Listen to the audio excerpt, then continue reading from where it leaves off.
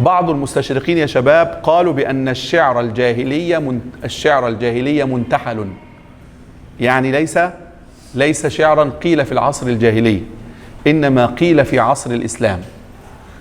ويقولون بأن الرواة كانوا يؤلفون الأبيات وينسبونها إلى الشعراء القدام.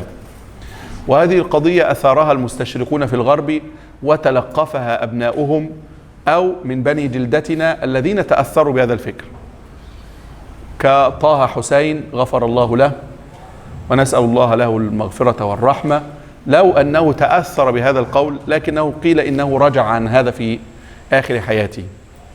على أي حال لا يعنينا الحكم الآن عليه، لكن كان يدرس في السوربون أيضا في فرنسا، لكنه تأثر بما قيل في الشعر الجاهلي.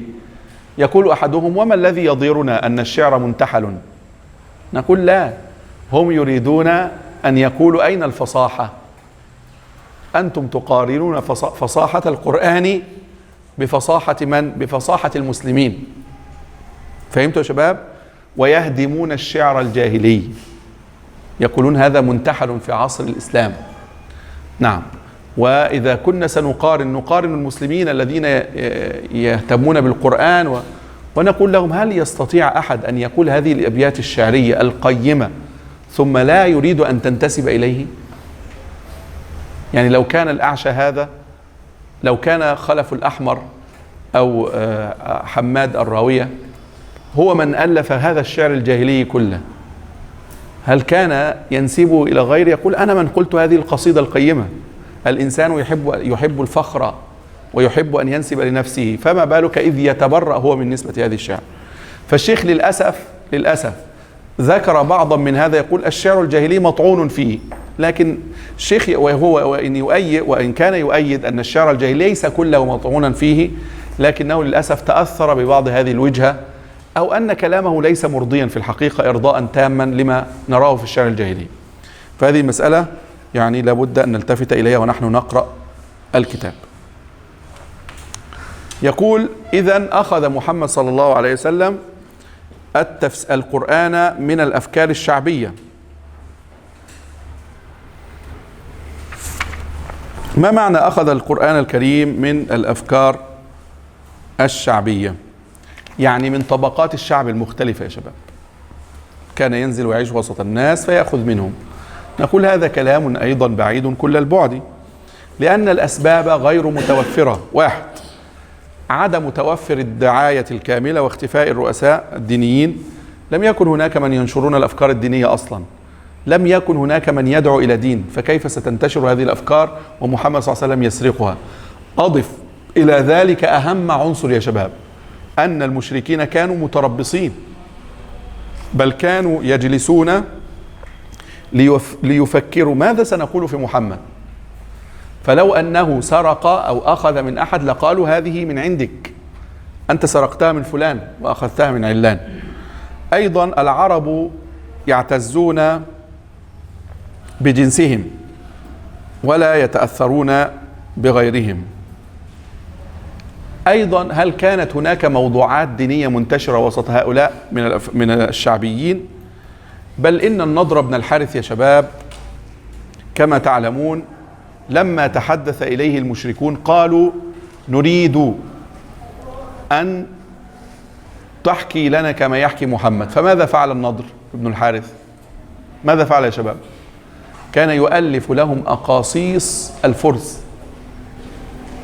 يؤلف لهم أقاصيص الفرس، بل لم يذكر لهم قصص الأنبياء. فلو كان لديه معرفة بقصص الأنبياء أو أن هذا أمر مشهور عند العرب لحدثهم به، بل كان هو قد سافر من قبله وأخذ بعضا من هذه الأشياء فحدثهم عما كان يجده عند هؤلاء. أيضا ماذا كان يقول النابغة الذبياني في شعره؟ كان يتحدث عن سليمان عليه السلام وملكه وحياة البذخ عند العرب، فلو كان محمد صلى الله عليه وسلم يأخذ منهم لأخذ من هذا، لكن القرآن الكريم مختلف كل الاختلاف مع هذه الوجهة يا شباب. نعم. أيضا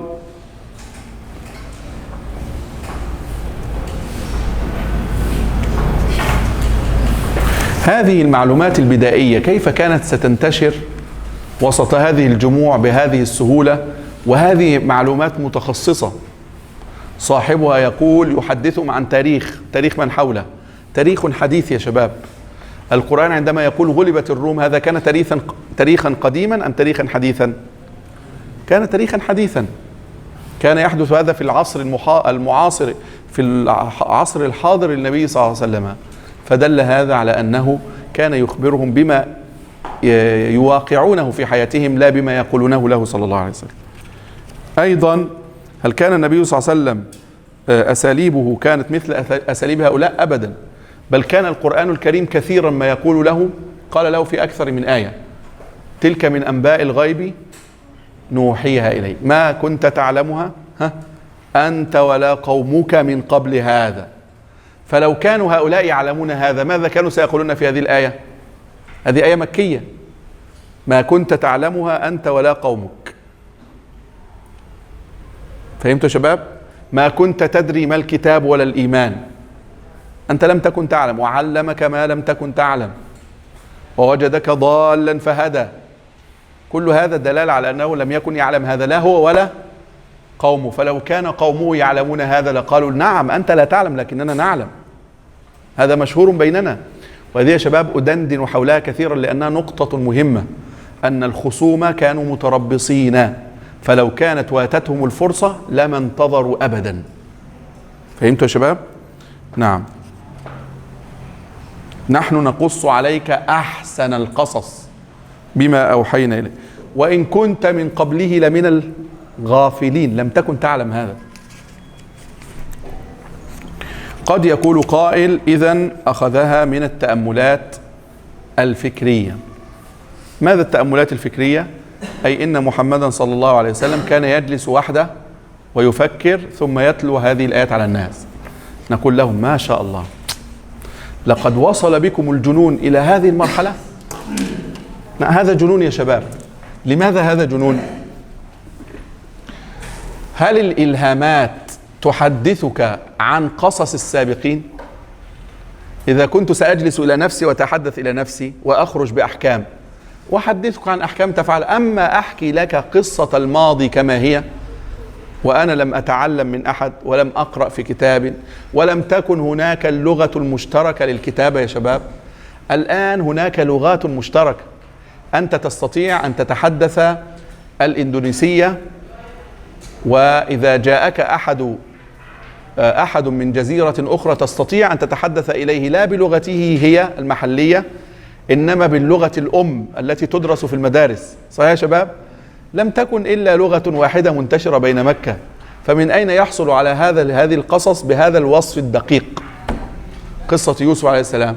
فالإلهام لا يحكي قصص الأولين يا شباب، الإلهام يحكي لك ما يراه هو، يحدثك عن رؤيته هو، لا يحدثك عن رؤية من كان قبله. بل إن القرآن الكريم كان يصر على أن محمدا صلى الله عليه وسلم رسول مثل الرسل، وأنه صلى الله عليه وسلم ما كان بدعا من الرسل. كل ذلك يؤكد أنه يدور في فلك غيره، وأنه سائر على ضرب من قبله. وكان يقول صلى الله عليه وسلم: نحن إخوة الأنبياء. فإذا هل وجد النبي صلى الله عليه وسلم نفسه يجلس وحده ثم يحدث الناس؟ هذا ليس صحيح. وإلا لو كان الأمر كذلك يا شباب، قل لي بالله عليك، لو كان الأمر كذلك هل كان محمد صلى الله عليه وسلم يتأخر أكثر من شهر في حادثة الإفك لبيان أن عائشة كانت طاهرة عفيفة؟ لو كان القرآن يأتيه من عند نفسه وقالوا له: زوجتك أحب الناس إلى قلبك زانية، ماذا كان سيفعل؟ سيؤلف. لديه القدرة، الذي ألف مثل هذا يستطيع أن يؤلف مثل هذا، لكنه يقول: ليس عندي وحي. يذهب إلى عائشة: يا عائشة إن كنت ألممت بشيء فاستغفري الله، وإن لم تكن فماذا؟ فسيبرئك الله. ثم ينتظر. لو كان من عند نفسه، حتى ولو وقع زوجه، وحاشاها رضي الله تعالى عنه، حتى لو وقع زوجه في الزنا، ماذا كان سيفعل على أهل بيته؟ كان سيسترهم. فهمتوا يا شباب؟ لأن فضيحة الزوجة، نسأل الله السلامة، فضيحة للزوج، نسأل الله السلامة والعافية. اللهم احفظ نساءنا وبناتنا، اللهم احفظ نساء المسلمين. فالآن يا شباب كان أحوج الناس إلى الدفاع عن زوجه الكريم، ومع ذلك ما استطاع أن يتحدث ببنت شفة. تعلمون بنت الشفة؟ الكلمة بنت الشفة، بنت الشفتين يا شباب. ما هي بنت الشفتين؟